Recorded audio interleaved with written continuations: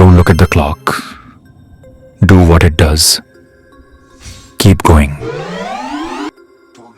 फरवरी और मार्च का महीना करीब आते ही घर के माहौल में एक अजीब सी खामोशी और बेचैनी बरसने और परसने लग जाती है।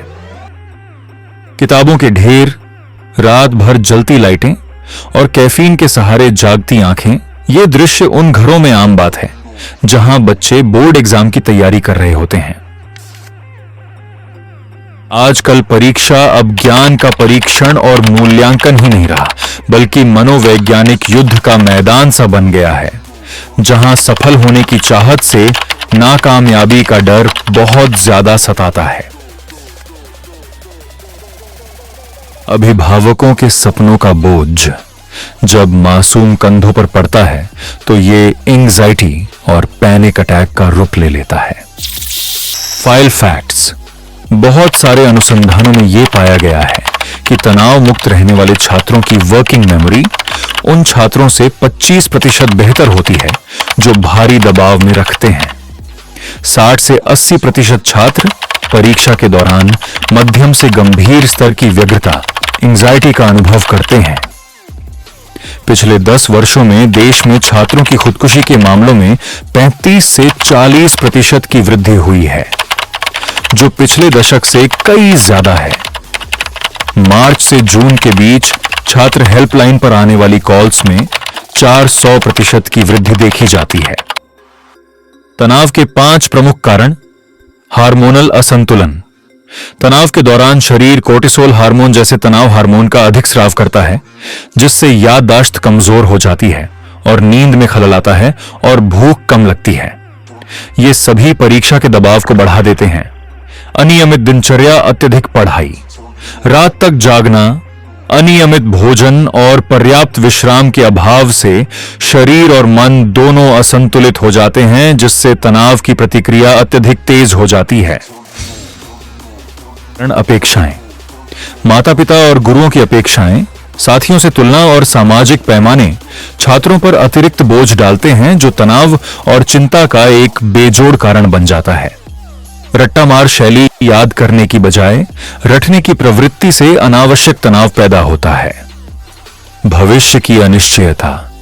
अगर अच्छे कॉलेज में दाखिला नहीं मिला तो करियर खत्म होने का डर विद्यार्थी के मन में एक तनाव का तांडव भरा वातावरण पैदा हो जाता है, जिससे अक्सर स्टूडेंट्स डिप्रेशन के शिकार हो जाते हैं। What to do. विद्यार्थियों के लिए शारीरिक और हार्मोनल संतुलन, बायोलॉजिकल बैलेंस, 7 से 8 घंटे की नींद। नींद की कमी कोर्टिसोल, तनाव हार्मोन को बढ़ाती है। पर्याप्त नींद मस्तिष्क को जानकारी प्रोसेस करने और याददाश्त मजबूत करने में मदद करती है। पोषण, ओमेगा 3 फैटी एसिड और विटामिन बी युक्त आहार लें। बहुत अधिक कैफीन, चाय/कॉफी से बचें, क्योंकि यह घबराहट बढ़ा सकता है। पढ़ाई की तकनीक में बदलाव, स्मार्ट लर्निंग। रटने की जगह समझना। कॉन्सेप्ट को अपनी भाषा में किसी और को समझाने की कोशिश करें, इससे वर्किंग मेमोरी पर दबाव कम होता है। पोमोडोरो तकनीक, 25 से 50 मिनट पढ़ाई करें और फिर 5 से 10 मिनट का ब्रेक लें। लगातार घंटों बैठने से मस्तिष्क की दक्षता कम हो जाती है। अपेक्षाओं का प्रबंधन, मैनेजिंग एक्सपेक्टेशंस। यथार्थवादी लक्ष्य। अपनी तुलना दूसरों से करने के बजाय अपनी प्रगति पर ध्यान दें।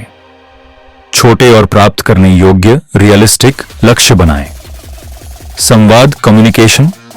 माता-पिता और शिक्षकों से खुलकर बात करें। उन्हें अपनी सीमाओं और प्रयासों के बारे में बताएं। मानसिक स्वास्थ्य का अभ्यास, मेंटल वेलबीइंग। प्राणायाम और ध्यान। गहरी सांस लेने के व्यायाम तुरंत तनाव कम करते हैं। यह मस्तिष्क को संकेत देता है कि वह सुरक्षित है। हेल्पलाइन का उपयोग। यदि घबराहट बहुत ज्यादा हो तो प्रोफेशनल काउंसलर या हेल्पलाइन जैसे मनोदर्पण या अन्य छात्र सहायता केंद्र से बात करने में संकोच न करें। दृष्टिकोण में बदलाव, चेंज ऑफ पर्सपेक्टिव। असफलता का डर छोड़ दें। यह समझना जरूरी है कि एक परीक्षा या एक कॉलेज का दाखिला पूरा जीवन तय नहीं करता। करियर के हजारों रास्ते होते हैं। अभिभावकों के लिए हर बच्चा अद्वितीय है, उसकी दूसरों से तुलना न करें। बच्चा परेशान लगे तो सलाह देने के बजाय उसकी बात सुनें और उसे समझें। अध्यापकों के लिए परीक्षा सिर्फ अंक आधारित नहीं, कौशल आधारित और शिक्षा, व्यावहारिक शिक्षा पर जोर दें। टेस्ट सीखने की एक महज प्रक्रिया है ना कि अंतिम निर्णय।